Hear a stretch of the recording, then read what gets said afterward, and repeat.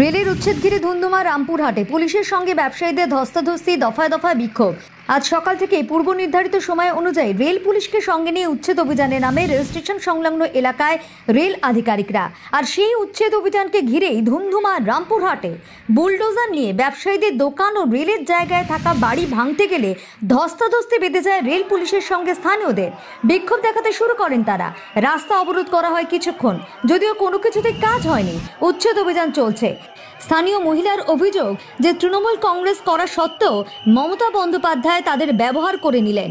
ভোটের পর এবার সব ভেঙে দিচ্ছে। এতদিন ধরে আমি টিএমসি করি, টিএমসি আমাকে ইউজ করে দিল, আজকে হোটেল ভেঙে দিল। এতদিন উচ্ছেদের আগে কোনো ব্যবস্থা করলো না, কোনো ব্যবস্থা নেই। এখন কোনো ব্যবস্থা না করে আজকে উচ্ছেদ করছে। পেটের ভাতটা কোথা থেকে বেরোবে? এত মানুষ কি করে খাবে? মমতা ব্যানার্জি তার উত্তর দিক। এই হোটেলে কতদিনে পেট চলতো আপনার? আজকের থেকে না আমাদের এই হোটেল, তখন আমার জন্ম হয়নি, তখন থেকেই হোটেল। কোথায় যাব? আমার স্বামী নাই, আমার বিধবা মা, ছোট আমার বাচ্চা, আমি কোথায় যাব? কোথায় যাব? কি নাম আপনার?